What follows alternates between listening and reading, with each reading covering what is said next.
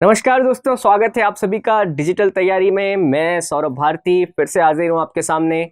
बात कर रहे थे दोस्तों जैन और बौद्ध धर्म की। इससे जस्ट पिछला लेक्चर हमने किया जैन धर्म के बारे में और आज हम करेंगे बौद्ध धर्म को। देखिए, लास्ट लेक्चर में मैंने आपसे डिस्कस किया था कि वैदिक धर्म के अंदर जो धार्मिक अंधविश्वास और कर्म कांड जो बहुत ज्यादा कठोर हो गए थे, खास करके ब्राह्मण वर्ग का जो प्रभुत्व है वो समाज के हर वर्ग पर बहुत ज्यादा हो गया था। हर उनके क्रियाकलाप के अंदर कर्मकांड आप समझिए कि घुसेड़ दिए गए थे।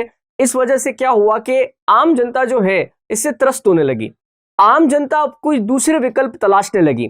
साथ ही साथ मैंने आपसे ब्रह्म क्षत्र संघर्ष यानी ब्राह्मण क्षत्रिय संघर्ष का भी जिक्र किया था, जिसके अंतर यह था कि क्षत्रिय वर्ग जो था, जो अब आप समझिए कि साम्राज्यवादी नीतियों पर चल रहा था, अपने साम्राज्य का विस्तार कर रहा था, जिससे राजा की शक्ति में वृद्धि हुई। परंतु अभी भी आप समझिए कि राजा जो है वो ब्राह्मण वर्ग से कर नहीं ले सकता था, ब्राह्मण वर्ग कर से मुक्त था। साथ ही साथ लगभग हर धार्मिक मौके पर दान दक्षिणा यज्ञ कर्म होम इत्यादि के लिए, हवन इत्यादि के लिए क्षत्रियों को ब्राह्मणों पर निर्भर रहना पड़ता था। तो क्षत्रिय भी कहीं ना कहीं ये चाहते थे कि अगर इस धर्म के अलावा हमारे पास कोई ऐसा धर्म हो जिसको हम माने परंतु ब्राह्मणों के नियंत्रण से मुक्त हो तो कितना अच्छा हो। अब देखिए, जैन और बौद्ध धर्म दोनों ही एक क्षत्रिय राजकुमारों द्वारा शुरू किए जाते हैं।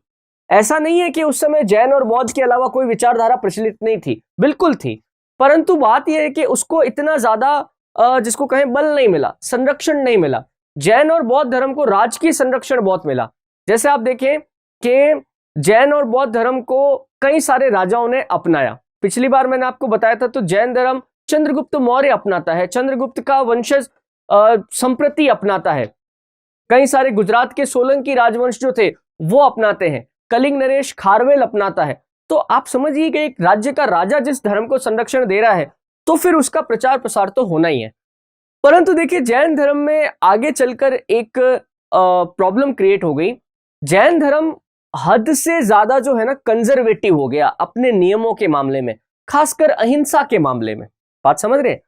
हालांकि जैन धर्म के 5 जो मुख्य सिद्धांत है उसमें अहिंसा भी एक प्रमुख सिद्धांत है, परंतु उनका अहिंसा का मतलब था कि जीव मात्र पर, कोई भी कैसा भी जीव है जो लिविंग बीन है, चाहे वो एक छोटी सी चींटी ही क्यों ना हो, वो भी आपसे मरनी नहीं चाहिए। इसी वजह से जैन धर्म के जो अनुयायी थे उन्होंने खेती करने को निकृष्ट माना। जमीन के अंदर से जो भी फल निकलते थे, सब्जियां निकलती थी, उनका उपभोग वर्जित माना। बात समझ रहे? क्योंकि इसमें किसी ना किसी जीव हत्या की चेष्टा की जाती थी। पांव में चप्पल या जो भी जूते वगैरह हम पहनते हैं उसको पहनने की मनाही की गई, क्योंकि इससे भी आपके रास्ते में कोई ना कोई जिसको कहें जीव जानवर जो है वो मर सकता है। मुंह पर भी आप कपड़ा बांध के रखेंगे कि आपके इससे भी किसी प्रकार का जिसको कहें हानि नहीं होनी चाहिए, अहिंसा नहीं होनी चाहिए। हालांकि मुंह पर कपड़ा बांधने का एक और सीन है, वो ये भी मानते हैं कि मुंह से भी किसी प्रकार का ऐसा शब्द नहीं निकलना चाहिए जिससे कि हिंसा हो। पानी को छानकर पीना, उबाल कर पीना, बहुत सारी ऐसी रिस्ट्रिक्शन थी जिस वजह से जैन धर्म आम जन में इतना लोकप्रिय नहीं हो पाया। ठीक है, फिर भी इसके अनुयायी रहे। खास करके आप देखें गुजरात में, पश्चिमी राजस्थान में, यहां पर दक्षिण भारत में भी जैन धर्म की आप समझिए कि काफी पॉपुलेशन रही, काफी इन लोगों के मानने वाले रहे, आज भी हैं। दूसरी तरफ आप देखें तो बौद्ध धर्म जो है, बौद्ध धर्म ने अपने अनुयायियों को जो है वो बहुत फ्री छोड़ा। हालांकि देखिए, एक बौद्ध भिक्षु बनना तो बहुत मुश्किल था। इवन ये बताया जाता है कि किसी को बौद्ध भिक्षु बनना है तो बहुत ही कठिन अग्नि परीक्षा से गुजरना पड़ता था। अपना सर मुंडवाने के लिए बकायदा एक एक बाल उसे तुड़वाना पड़ता था और उसके बाद आजीवन ब्रह्मचर्य और संन्यास का उसे पालन करना पड़ता था। काफी सारी चीजें थी, परंतु फिर भी कई मामलों में बौद्ध धर्म जो है वो जैन धर्म की अपेक्षा थोड़ा फ्लेक्सिबल था। इस वजह से बौद्ध धर्म जो है जैन धर्म की अपेक्षा थोड़ा फ्लेक्सिबल था। तो आगे चलकर जो है बौद्ध धर्म का प्रचार प्रसार भारत से बाहर भी हो। बात समझ रहे? कालांतर में बौद्ध धर्म भारत में तो इतना आज आपको नहीं देखने को मिलता है, परंतु भारत से बाहर ये जहां जहां भी गया, खास करके चीन, आप देखिए तो दक्षिण पूर्व एशिया में ये वियतनाम, थाईलैंड, आप आगे जापान और कोरिया तक चले जाइए, यहां पर बौद्ध धर्म बहुत ही पॉपुलर हुआ। बात समझ रहे? तो बौद्ध धर्म में ऐसी क्या खासियत थी कि वो इतना पॉपुलर हुआ, क्या इसकी विशेषताएं रही, आइए हम इसके बारे में बात करते हैं।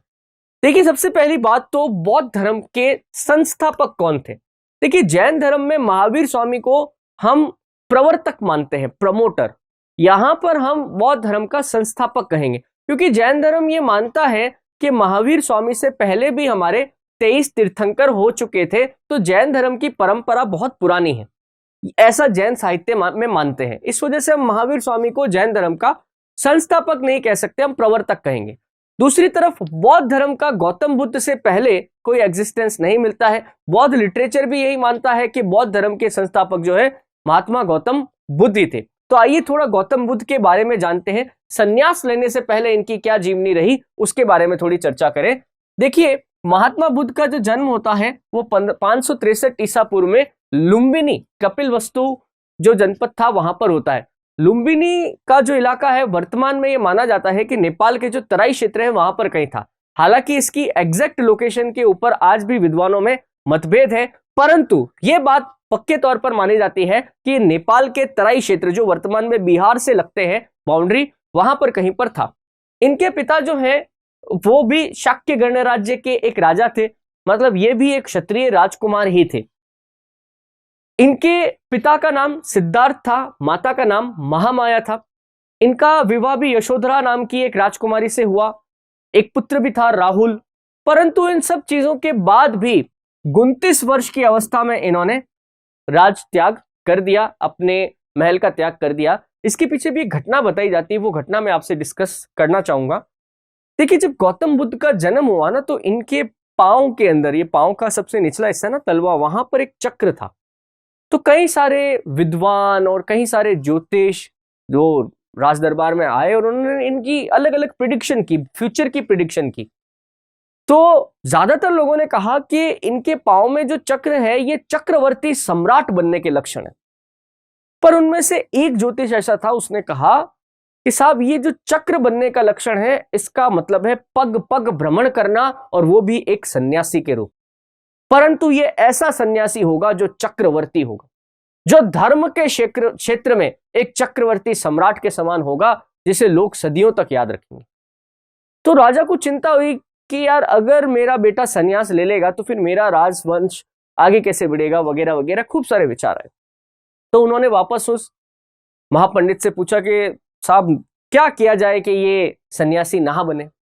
तो उनका कहना था कि देखिए, सन्यास आश्रम तब लिया जाता है जब व्यक्ति को जीवन के अंदर कभी ना कभी किसी दुख का अनुभव होता है और वो ये चाहता है कि मैं इस दुख को छोड़ छाड़ के मैं सन्यास ले लूं, ताकि ना तो मेरे साथ ये सगे संबंधी रहे, ना मेरे सामने ऐसी दुविधाएं रहे, ना मुझे दुख हो। तो आप कोशिश करिएगा आपके बेटे के सामने कभी भी कोई भी ऐसा व्यक्ति या ऐसी परिस्थिति उत्पन्न ना होने पाए जिसके कारण इसे दुख की अनुभूति हो। जिस दिन इसे दुख की अनुभूति हुई, इसके अंदर का सन्यासी जाग सकता। तो राजा ने ऐसी व्यवस्था करी कि उनके राजकुमार का जो पालन पोषण था वो एक, आप समझिए कि बहुत ही लाड प्यार से और चारों तरफ सुख सुविधाओं की तरह से हुआ। 16 वर्ष की उम्र में शादी भी कर दी गई। कभी भी शहर घूमने के लिए जाते थे तो शहर के अंदर जो है वो इस प्रकार की व्यवस्था होती थी कि सारे जो रोगी लोग हैं, कुरूप लोग हैं, वृद्ध स्त्री या पुरुष हैं, इन सबको घर में बंद कर दिया जाता था कि आज राजकुमार घूमने के लिए आ रहे हैं। तो चारों तरफ इनको ऐसा हंसी खुशी का माहौल ही दिखता था। दुख क्या होता है ये कभी जो सिद्धार्थ थे वो बचपन में कभी समझ ही नहीं पाए।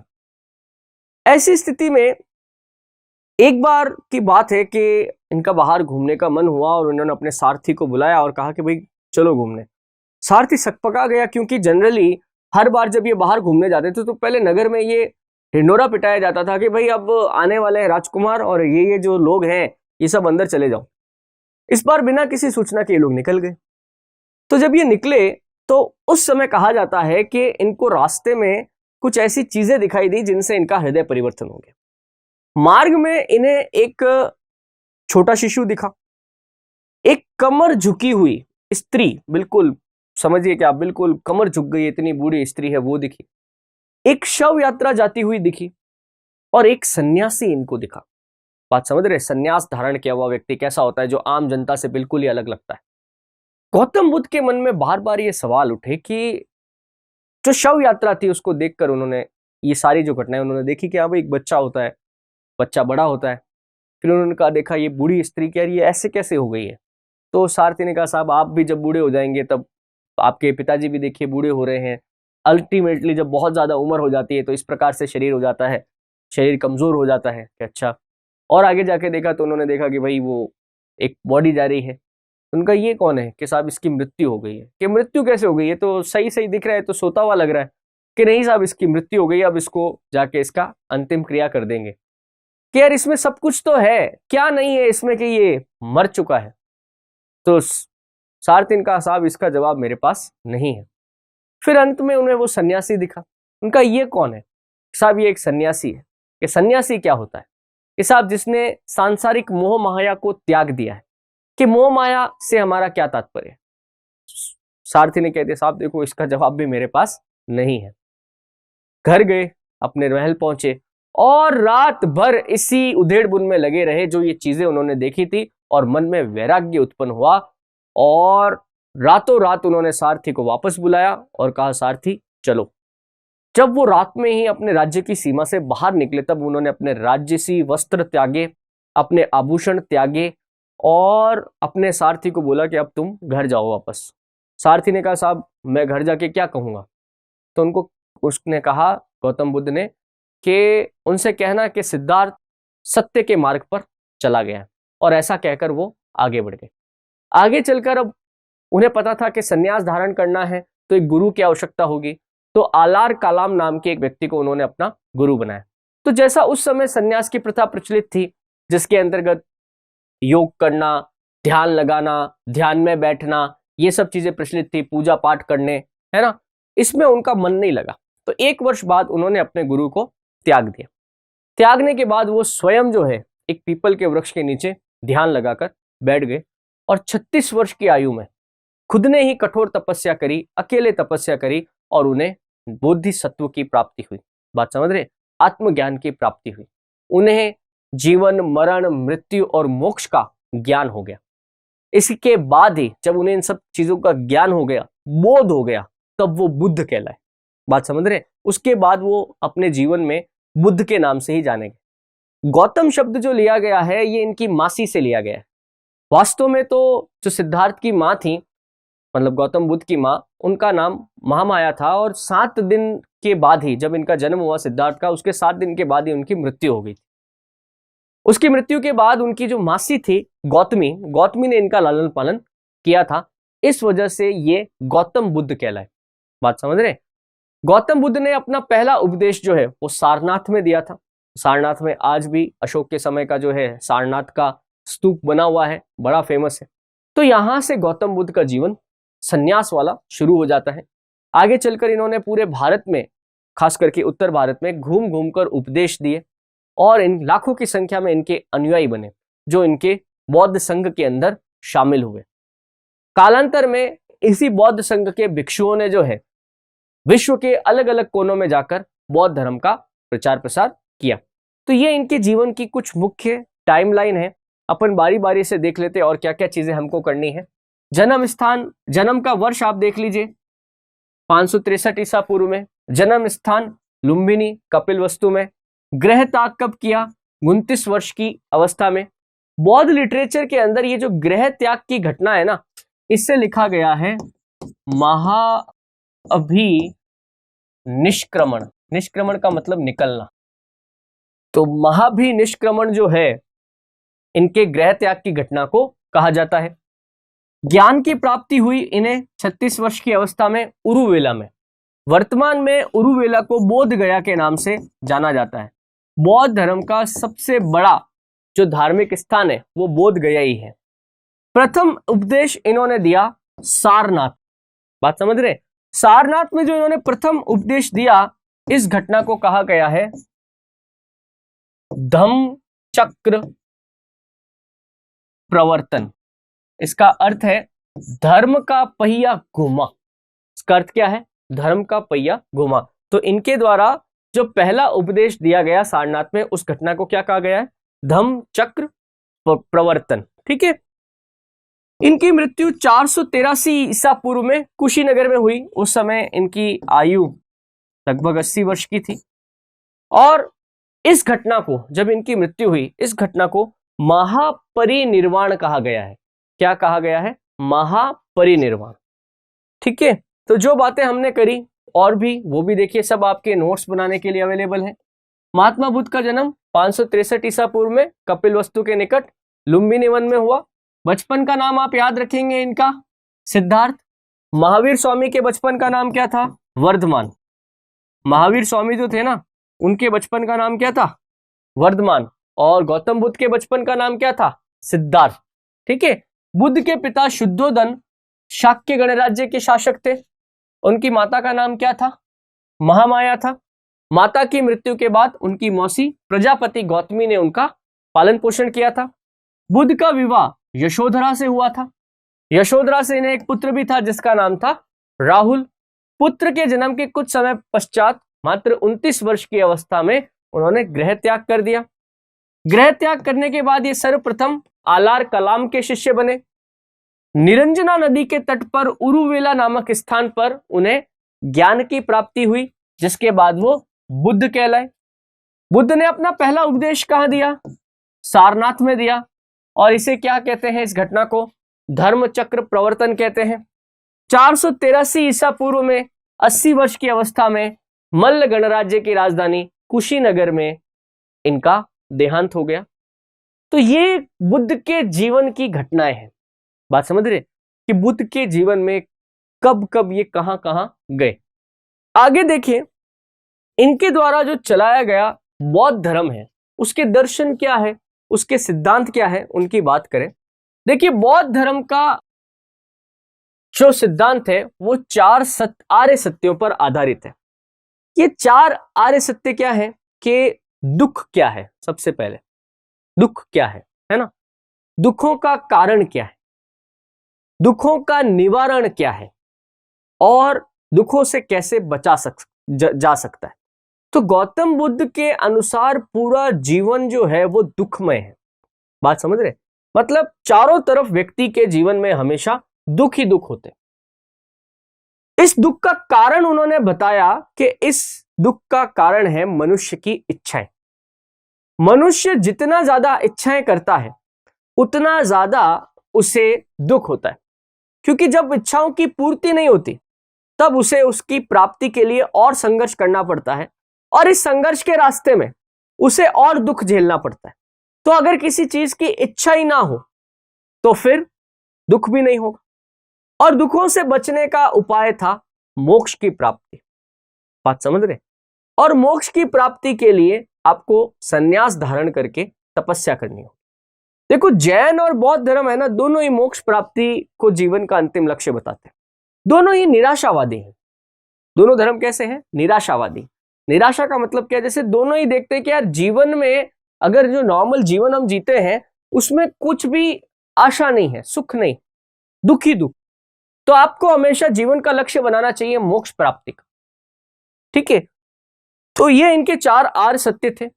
बुद्ध ने निर्वाण मोक्ष प्राप्ति के लिए अष्टांगिक मार्ग का उपदेश दिया। जैसे जैन धर्म के भी 3 रत्न थे ना, वैसे ही बुद्ध ने अष्टांगिक मार्ग बताया। उसने कहा कि मोक्ष प्राप्ति के लिए आपको इस अष्टांगिक मार्ग पर चलना होगा, तब आप इन दुखों से छुटकारा प्राप्त कर सकते हैं। उनका कहना था सम्यक दृष्टि, समान दृष्टि, सम्यक संकल्प, सम्यक वाणी, सम्यक कर्म, सम्यक आजीव, सम्यक व्यायाम, सम्यक स्मृति और सम्यक समाधि। बेसिकली ये कहना चाहते थे कि व्यक्ति को अपने मन, वचन, वाणी, कर्म, दृष्टि, है ना, दूसरों के साथ किए जाने वाले व्यवहार, इन सभी के अंदर समान व्यवहार करना होगा, तब कहीं जाकर वो व्यक्ति मोक्ष की प्राप्ति कर सकता है। बौद्ध धर्म ईश्वर को नहीं मानता है। बात समझ रहे? ये ईश्वरीय सत्ता को स्वीकार करता ही नहीं है। ये सिर्फ किसको स्वीकार करता है? नैतिकता, एथिक्स। यानी कि आप जो जीवन जी रहे हैं उसमें आप नैतिकता का हमेशा पालन करेंगे। हमेशा जो सही है सही का साथ देंगे, जो गलत है आप उसे नकारते हुए चलेंगे। बात समझ रहे? यही बात बौद्ध धर्म का सिद्धांत है। महात्मा बुद्ध ने कर्म के सिद्धांत पर बल दिया। ये हमेशा कहते थे कि मनुष्य को ज्ञान और भक्ति के विपरीत हमेशा कर्म के ऊपर बल देना चाहिए, क्योंकि कर्म ही वो साधन है जो आपको मोक्ष मार्ग की तरफ लेकर जाएगा। सत्य और अहिंसा, इन्होंने व्यक्ति की विशेषता बताई, व्यक्ति की चारित्रिक विशेषता बताई। ये सत्य और अहिंसा ही दो लक्षण ऐसे हैं जो व्यक्ति को निर्वाण या मोक्ष की तरफ लेकर जाएंगे। और उन्होंने किसी भी व्यक्ति के जीवन का अंतिम लक्ष्य क्या निर्धारित किया? मोक्ष निर्धारित। बात समझ रहे? देखिए, जैन और बौद्ध धर्म दोनों का ही अंतिम लक्ष्य मोक्ष है ना, पर दोनों ने उसको प्राप्त करने के अलग अलग तरीके बताए। जैसे आप जैन धर्म में देखिए, जैन धर्म में मोक्ष प्राप्त करने के लिए अपने शरीर को कष्ट देने का विधान है। जैसे बहुत सारे उपवास करना, बात समझ रहे? बहुत सारे आप शरीर को तपाना, शरीर को अलग अलग तरीके से भूखा रखना, प्यासा रखना।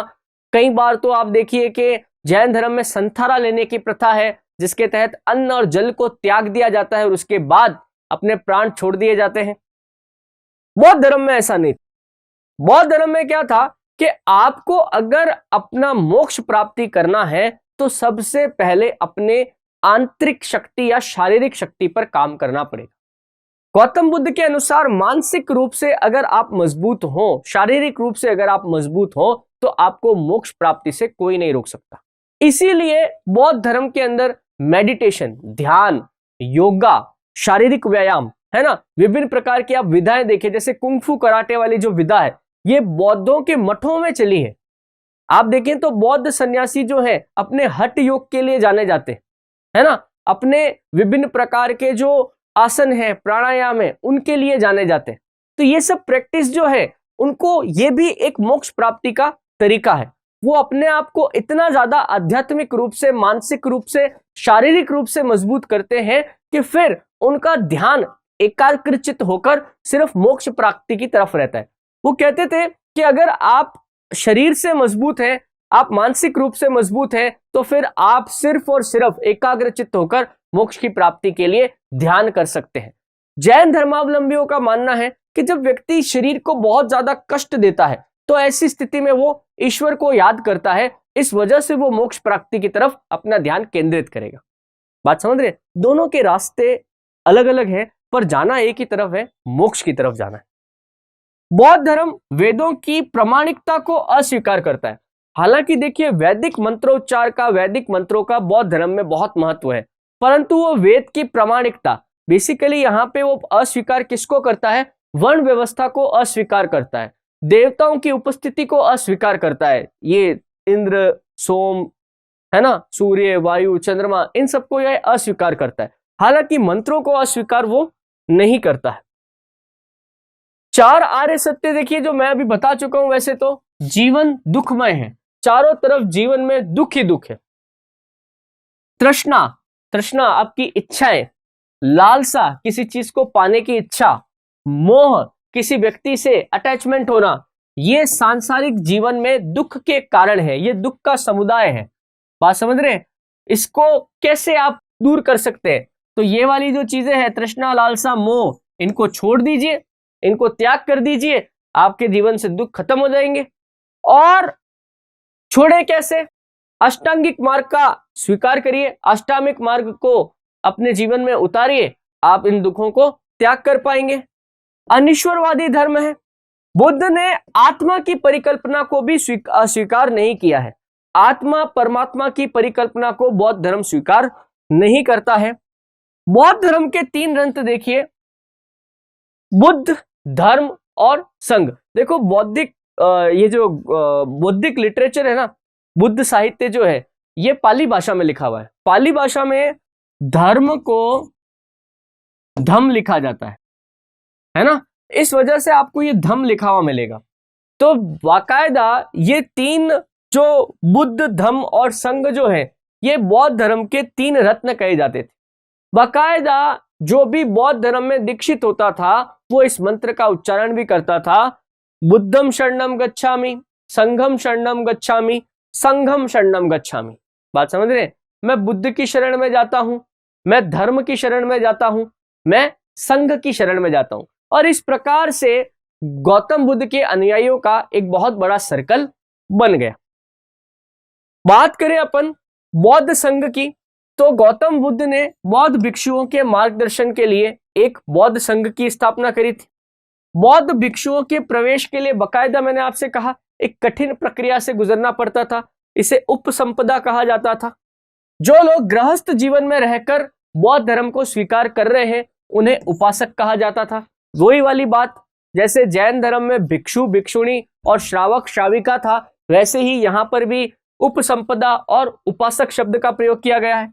पहले बौद्ध संघ में महिलाओं को प्रवेश नहीं दिया गया, परंतु आनंद तथा प्रजापति गौतमी के कहने पर गौतम बुद्ध ने महिलाओं के लिए अलग से बौद्ध संघ की स्थापना की थी। इसके पीछे भी देखिए घटना है, मैं बता देता हूं।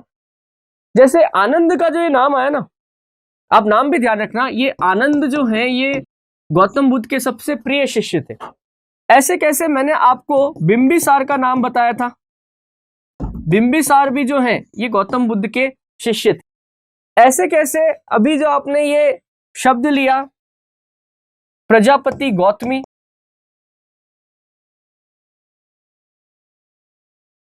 क्षेमा या खेमा, ये बिंबिसार की पत्नी थी। बात समझ रहे? इसके अलावा वैशाली गणराज्य की एक नगर वधु थी आम्रपाली। आम्रपाली को भी इस बौद्ध संघ में जगह मिली।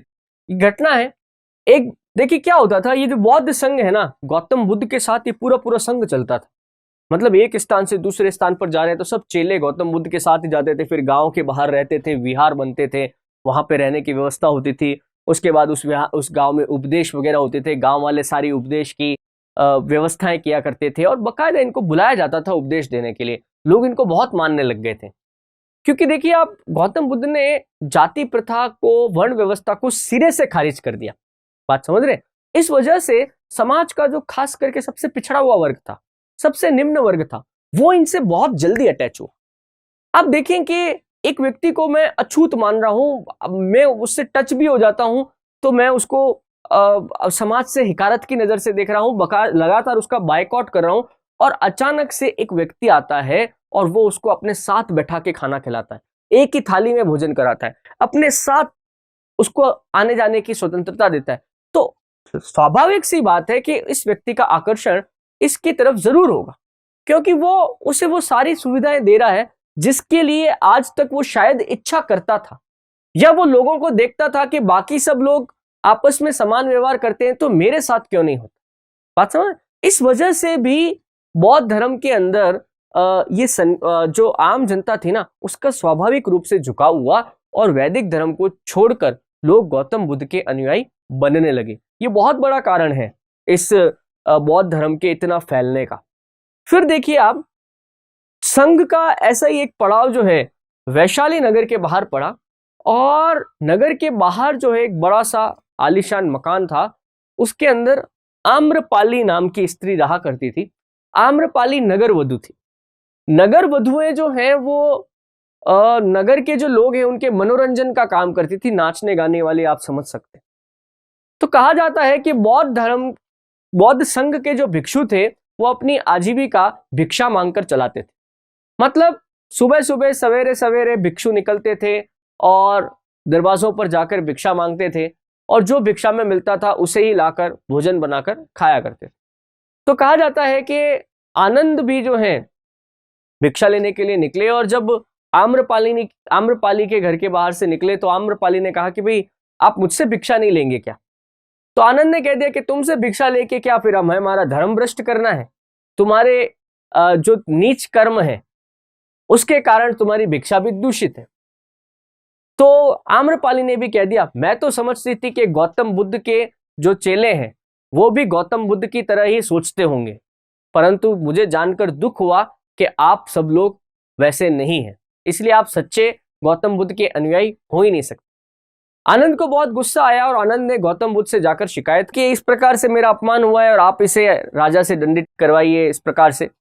तो गौतम बुद्ध कुछ नहीं बोले, खड़े हुए आम्रपाली के घर गए वहां पर आम्रपाली के घर पर जाकर उन्होंने भोजन किया और आनंद के किए के लिए उन्होंने कहा कि मैं इसके लिए क्षमा चाहता हूँ, क्या चाहते हैं आप बदले में।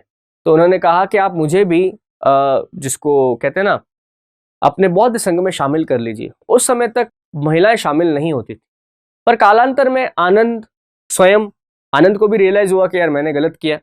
प्रजापति गौतमी जिनको गौतम बुद्ध बहुत मानते थे और आम्रपाली, इन सब के कहने पर गौतम बुद्ध ने संघ में महिलाओं को आने की इजाजत दे दी। तो उसके बाद बौद्ध संघ के अंदर महिलाएं भी शामिल हुई। तो ये जो भिक्षु थे ना, ये भिक्षु और भिक्षुणी जो संन्यास लेते थे, और एक और शब्द इसमें प्रचलित था थेर और थेरी। जैसे वहां पर था ना श्रावक श्राविका, यहां पे था थेर और थेरी। फिर देखिए बौद्ध ग्रंथों की बात करें तो बौद्ध ग्रंथों की भाषा कौन सी है? पाली भाषा है। जरूर जरूर याद रखना। बौद्ध ग्रंथों में सबसे महत्वपूर्ण है त्रिपिटक। त्रिपिटक है सुत्त पिटक,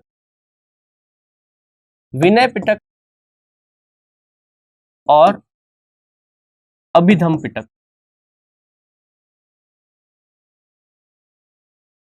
ठीक है, इनका ध्यान रखना। ये बौद्ध धर्म के 3 महत्वपूर्ण ग्रंथ हैं। सुत्त पिटक के अंदर जो है बौद्ध धर्म के सिद्धांतों का उल्लेख है, विनय पिटक के अंदर बौद्ध संघ के नियमों का उल्लेख है, और अभिधम पिटक के अंदर बौद्ध दर्शन पर प्रकाश डाला गया है। आगे चलकर देखिए बौद्ध धर्म भी जो है हीनयान और महायान में 2 शाखाओं में बढ़ गया। महायान वाले जो लोग थे वो बुद्ध को ही देवता मानते थे, बुद्ध की मूर्ति पूजा में विश्वास रखते थे, जबकि हीनयान वाले जो लोग हैं वो बुद्ध की शिक्षाओं को सर्वोपरि मानते थे, क्योंकि बुद्ध स्वयं जो है वो ईश्वर के अस्तित्व को नकारते थे। तो आगे चलकर बौद्ध धर्म भी जो है हीनयान और महायान 2 शाखाओं में बढ़ जाता है। महायान बौद्ध संप्रदाय का एक महत्वपूर्ण ग्रंथ है प्रज्ञा पारमिता सूत्र। जातक ग्रंथ है, खुद्दक निकाय है। जातक कथाएं, बुद्ध के जीवन से संबंधित कथाएं बहुत प्रसिद्ध है। इनमें सबसे प्रसिद्ध ग्रंथ जो है उसका नाम है खुद्दक निकाय। चंद्रगोमिन बौद्ध जगत में व्याकरणाचार्य, दार्शनिक और कवि के रूप में प्रसिद्ध है। याद रहे तो ठीक है, नहीं तो आप जिस लेवल पे एग्जाम दे रहे वहां पर इतना गहराई में क्वेश्चन मुश्किल से ही आता है। बौद्ध संगीतियां, अभी तक जो भी बौद्ध धर्म आप पढ़ रहे, आपने जो भी चीजें पढ़ी, आपके एग्जाम के पॉइंट ऑफ व्यू से सबसे महत्वपूर्ण यही चीज रहेगी। क्या चीज रहेगी? देखिए जैसे मैंने आपको लास्ट में बताया था ना, बुद्ध की जैसे जैन धर्म में महावीर स्वामी की मृत्यु के बाद फिर धर्म में आगे कैसे बढ़ाएं, क्या क्या चीजें सुधार करनी चाहिए, क्या क्या चीजें ऐड करनी चाहिए, इसके लिए जैन धर्म की संगीतियां हुई। और ऐसी ही संगीतियां मतलब बैठकें, ऐसी ही संगीतियां बौद्ध धर्म में भी हुई। बौद्ध धर्म की 4 संगीतियां बड़ी फेमस है। प्रथम बौद्ध संगीति जो है वो 483 ईसा पूर्व में राजगृह याद आ गया, मगध साम्राज्य की जो प्राचीन राजधानी थी वहां पर हुआ। अजात शत्रु जो है इसका उस समय शासक था। महाकश्यप जो है उस समय बौद्ध भिक्षु था जिसकी अध्यक्षता में यह प्रथम संगीति हुई। मैंने आपको जब हर्यक वंश पढ़ाया था तब मैंने अजात शत्रु का नाम भी लिया था। इसके बाद द्वितीय बौद्ध संगीति 100 साल बाद 383 ईसा पूर्व में हुई, वैशाली में हुई। इस समय कालाशोक राजवंश आ गया था, हर्यक वंश का अंत कालाशोक ने ही किया था। उस समय इसका अध्यक्ष सर्वकामिन था। तृतीय बौद्ध संगीति 250 ईसा पूर्व में पाटलिपुत्र में हुई। उस समय इसका शासक कौन था? मगध का शासक अशोक था। सम्राट अशोक के समय तृतीय बौद्ध संगीति हुई।